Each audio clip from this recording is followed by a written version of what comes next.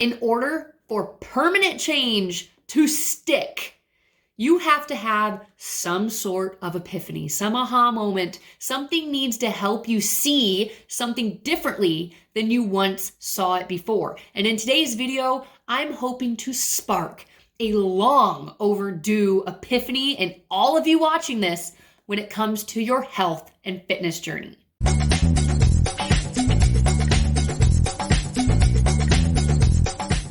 Welcome back to Soul Synergy Life, you guys. My name is Amanda, and I help people to spiritually heal and grow. And today, you are going to have an epiphany of a lifetime. If you aren't subscribed to my channel, please click the button below, as well as like this video, so you can get in on all of the knowledge that I have bubbling inside of my head. My parents were huge gym goers. Mom was overweight in college. Dad was always a scrawny beanpole. And in their 30s, they both devoted themselves to health and fitness, and they became just amazing. On my 12th birthday, I wanted a gym membership, and they got me one. I fell in love with it.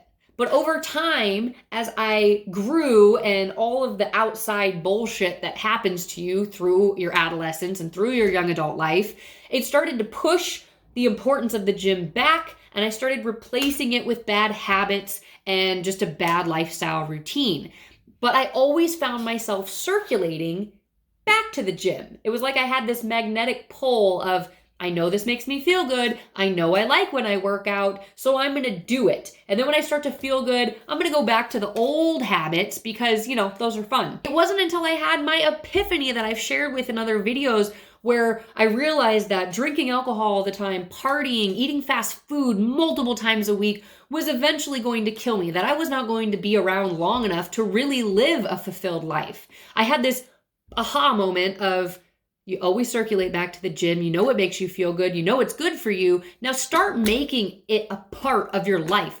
Prioritize it. And that's exactly what I did. After my epiphany, I started to soak in as much knowledge as I could about fitness and health. I really started to understand how to lift correctly, the benefits of weightlifting, as well as getting your heart rate up. And I really just wanted to learn as much as I could about it.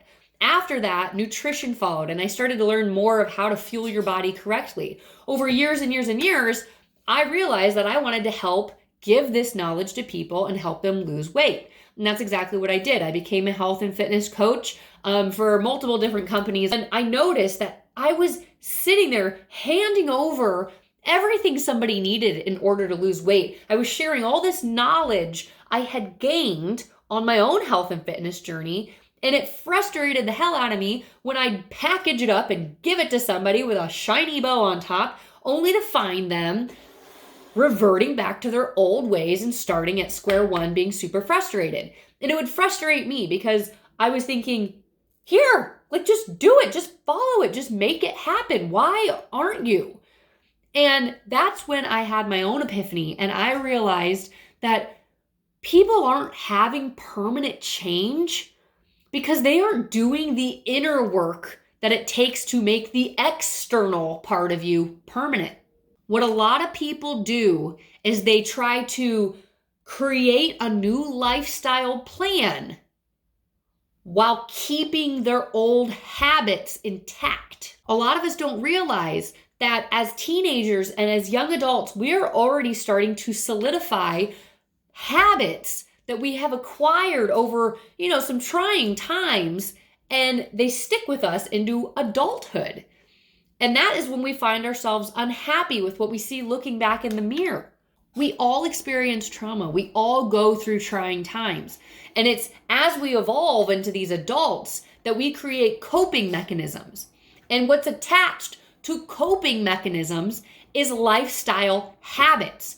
And what a lot of people do when they want to start pursuing a healthier lifestyle for themselves, they have all these years of acquired habits due to a lot of negative energy that they maybe have endured, whether it be a shitty relationship, multiple jobs, children, whatever, buying a house, all the stresses of life.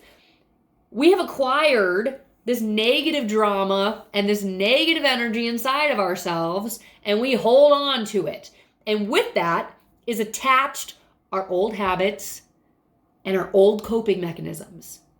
So here's the new stuff that you're given or you're learning, and you're like, okay, I'm going to buy healthy groceries, I'm going to work out, and I'm going to do all of this to lose the weight so I love myself. And you put a Band-Aid over all these years of acquired habits.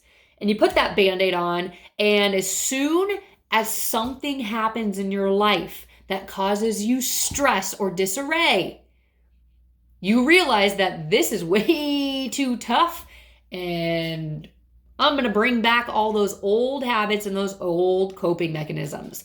And that's when you find yourself reverting back to your old ways, making excuses for yourself, and validating that it's just better this way. When really, it's not. It's making you unhealthier. Is that a word? Unhealthier. It's making you more unhealthy. It's keeping you where you're at. It's a limitation you're putting on yourself. And it's because you're allowing all the shit connected to this negative energy to remain inside of you while trying to place this Band-Aid of new habits on top of it. And it doesn't work. It never does. So if you are somebody who finds yourself constantly pursuing a health and fitness goal only to find yourself back at square one over and over again, I guarantee you it's because you have negative energy stuck inside of yourself that you haven't dealt with. And attached to that is your old coping mechanisms and your old habits. And it's just what you're used to. The human body loves familiarity. It likes routine. So if you've been doing this for years and years and years, and it's just how you are, or you kind of set those limitations on yourself, and this is just it, you are never going to create healthier, permanent change when it comes to your health and fitness goals. You just aren't. If you haven't watched my other videos, I really insist that you do, because it's going to help you learn more about that negative energy and how you can release it in a healthy manner. This is going to make room for true growth. What a lot of us don't understand, and the epiphany that I hope to spark in you, is that external change when it comes to the number you see on the scale, the body you see in the mirror, will never remain in your life. It will never be consistent, and it will never be permanent if you refuse to do the spiritual work. In order to have permanent change externally and in your lifestyle, you have to face the inside. You got to change your mindset. You got to deal with internal trauma, and you have to let go of the old habits and coping mechanisms attached to that negative energy. And once you do that, that is when you have officially plowed your fields clean. You are able to plant new seeds and truly start to grow in the direction that you so desire. Like I said, watch the other videos that I have, you guys. It's truly going to help inspire you to grow spiritually before you can start to create the permanent external changes that you desire. If you're somebody who wants to join something that's a little bit more fitness-based and that just helps you kind of gain accountability, feel free to join my Facebook group, Soul Savages. We have a lot of members joining lately. It's great. It's a very nice, safe space for those of you who really want to focus on the fitness aspect.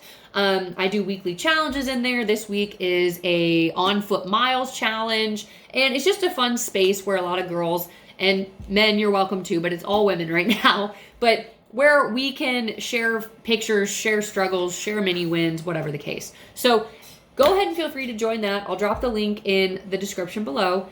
Otherwise, leave a comment. Be sure to watch those other videos and really, truly understand that you have to change the inside before you can see results on the outside. Until next time, stay zen, my friends.